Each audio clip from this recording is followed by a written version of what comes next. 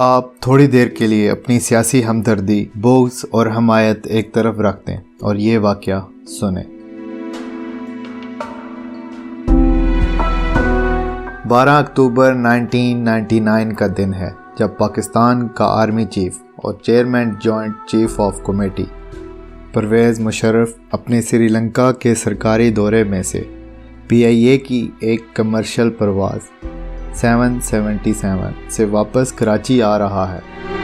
اس کے ساتھ major general Tariq مجید اور بریگیڈیئر ندیم تاج بھی جہاز میں سوار تھے۔ اس کے ساتھ ساتھ جہاز میں سرکاری اہلکاروں سمیت مسافر بھی موجود تھے۔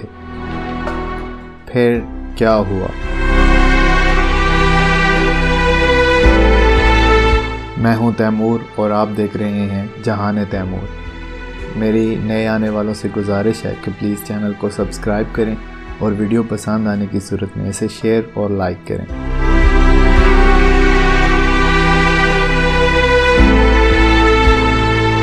جہاز ابھی فضا میں ہی ہے جب وزیر اعظم نواز شریف یکا یک پرویز مشرف کو اس کے عہدے سے ہٹا کر DG ISI general Zia Uddin but کو آرمی چیف بنانے کا اعلان کر دیتا ہے۔ اس اعلان کے فوراً بعد سول ایوییشن کو حکومت کی جانب سے ہدایت جاری کر دی جاتی ہے کہ پرویز مشرف کا طیارہ کراچی ایئرپورٹ پر لینڈ مت ہونے دیا جائے۔ فضا میں اڑتے طیارے کے اندر بیٹھے مشرف کو کچھ علم نہیں کہ نیچے زمین پر کیا ہو رہا ہے۔ پھر اچانک پائلٹ مسافرین کو بتاتے ہیں کہ حکومت کی جانب سے جہاز کو کراچی ایئرپورٹ پر لینڈنگ کی اجازت نہیں دی جا رہی۔ مشرف سمیت تمام مسافر ششدر رہ جاتے ہیں۔ پائلٹ سمجھتا ہے کہ شاید کنٹرول ٹاور میں بیٹھا بندہ مذاق کر رہا ہے۔ وہ ایک مرتبہ پھر لینڈنگ کے لیے رابطہ کرتا ہے اور اسے ایک مرتبہ پھر انکار سننے کو ملتا ہے۔ اس دوران طیارہ فضا میں 30 منٹ تک گردش کرتا رہتا ہے۔ جہاز میں فیول کا لیول کم ہونا شروع ہو چکا ہوتا ہے۔ مسافر بلند آواز میں کلمہ طیبہ کا ورد شروع کر چکے ہوتے ہیں۔ مشرف اٹھ کر کاک پٹ پر جاتا ہے اور کنٹرول ٹاور سے خود رابطہ کر کے کہتا ہے کہ وہ آرمی چیف ہے، جہاز کو لینڈ کیوں نہیں کرنے دیا جا رہا۔ آگے سے کنٹرول ٹاور سے جواب ملتا ہے کہ آپ کے جہاز کو پاکستان میں لینڈ نہیں کرنے دیا جائے گا۔ مشرف کہتے ہیں کہ وہ جہاز میں صرف اکیلے سوار نہیں بلکہ ان کے ساتھ 150 سے 200 دوسرے مسافر بھی شامل ہیں۔ جہاز کا ایندھن کم ہو رہا ہے، ان کی زندگیاں خطرے میں پڑ چکی ہیں۔ آگے سے تھوڑی دیر کے لیے خاموشی ہوتی ہے، پھر چند منٹ بعد کنٹرول ٹاور سے جواب ملتا ہے کہ حکومت نے بات کر لی ہے، آپ جہاز کو موڑ کر انڈیا کی طرف لے جائیں اور بھارتی ریاست گجرات یا احمد آباد میں لینڈنگ کر لیں۔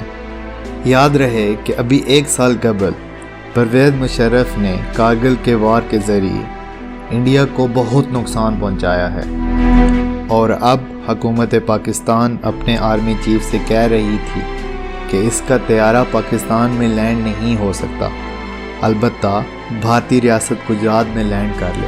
اس وقت گجرات کا وزیر اعلیٰ بھی شاید مودی ہی ہوا کرتا تھا۔ مشرف یہ سن کر سکتے میں آ گئے۔ اس نے پائلٹ سے کہا کہ وہ کراچی کی بجائے نواب شاہ ایئرپورٹ کی طرف جہاز موڑ لے اور وہاں لینڈنگ کی کوشش کرے۔ پائلٹ نے ایسا ہی کیا، لیکن وہاں سے بھی حکومت کی طرف سے انکار ہی ملا۔ جہاز میں موجود مسافرین کو اپنی موت صاف نظر آنا شروع ہو چکی تھی، کیونکہ جہاز میں صرف 50 منٹ کا فیول باقی بچا تھا۔ مشرف کے کہنے پر جہاز کو واپس کراچی کی طرف موڑا گیا۔ حکومت کی ہدایت پر رن وے کی بتیاں مکمل بجھا دی گئیں تاکہ جہاز لینڈ نہ کر سکے۔ یہ دیکھ کر پائلٹ نے مایوسی سے مشرف کی طرف دیکھا اور پوچھا کہ اب کیا ہو سکتا ہے۔ مشرف نے کنٹرول ٹاور سے آخری مرتبہ بات کی اور کہا کہ اس کی ملٹری پولیس سے بات کروائی جائے یا پھر انہیں اس صورتحال سے آگاہ کیا جائے۔ اسی دوران فوج کی قیادت تک خبر پہنچ چکی تھی۔ لیفٹیننٹ جنرل مظفر عثمانی نے فوری طور پر کراچی ایئرپورٹ کو سیز کر کے کنٹرول سنبھالا اور مشرف کا طیارہ لینڈ بحفاظت لینڈ کروایا۔ اس کے ساتھ ہی ملٹری پولیس نے ضیاء الدین بٹ کو گھر میں محصور کر دیا تاکہ کمان کی تبدیلی نہ ہو سکے۔ مشرف طیارے سے باہر نکلے، مسافرین کو بحفاظت لاؤنج تک پہنچایا اور وہیں کھڑے ہو کر انہوں نے ایمرجنسی ڈکلیئر کر دی اور نواز شریف حکومت کو ختم کر دیا۔ یہ واقعہ منوعاً درست ہے، جو کہ ویکیپیڈیا سمیت دنیا کے تمام اخبارات کی ویب سائٹ پر موجود ہے۔ اگر آپ اپنے بغض کو ایک طرف رکھ چکے ہیں تو اپنے ایمان سے بتائیں کہ کیا ملک کی آرمی چیف کے طیارے کو لینڈنگ سے روکنا غداری نہیں تھی؟ کیا 150 مسافرین کی جان خطرے میں ڈالنا اقدام قتل کے مترادف نہیں تھا؟ کیا پاکستان کی فوجی قیادت کو بھارت کی سرزمین پر زبردستی طیارہ لینڈ کرنے کا کہنا سنگین غداری نہیں تھی؟ اور ہاں، مشرف کے ٹیک اوور کو اس وقت کے چیف جسٹس سعید الزماں صدیقی نے قانونی قرار دیتے ہوئے 3 سال کی مہلت دی تھی۔ سعید الزمان صدیقی کو نواز شریف نے زرداری کے مقابلے میں اپنا صدارتی امیدوار بھی کھڑا کیا تھا۔ بعد میں آنے والے چیف جسٹس ارشاد حسن نے بھی مشرف کے ٹیک اوور اور آئین معطلی کو جائز قرار دیا تھا۔ اس کے ساتھ ساتھ جسٹس افتخار چودھری بھی توثیق کرنے والے ججوں میں شامل تھے۔ جب ہم کہتے ہیں کہ اگر سزا ہی دینی ہے تو پھر سب کو دی جائے، تو اس کے پیچھے یہی وہ واقعات ہیں۔ دیکھا جائے تو مشرف کا قصور کم تھا، اس سے اکسانے والا، غیر آئینی احکام دینے والا نواز شریف اصل غداری کا مرتکب ہوا ہے۔ مشرف کو ڈی چوک پر شوق سے لٹکائیں، لیکن پھر اس کے ساتھ ساتھ اپنی پوری عدلیہ اور سول قیادت کو لٹکانے کا بھی انتظام کر دیں۔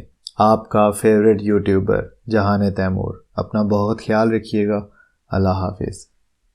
لائک کریں اگر ویڈیو آپ کو پسند آئی ہے تو، سبسکرائب کریں تاکہ ہم مزید ویڈیوز آپ کے لیے لاتے رہیں، شیئر کریں تاکہ مزید لوگوں کو اس ویڈیو سے فائدہ ہو، اینڈ آخر میں اپنا خیال رکھیے گا۔ Thank you so much for you all.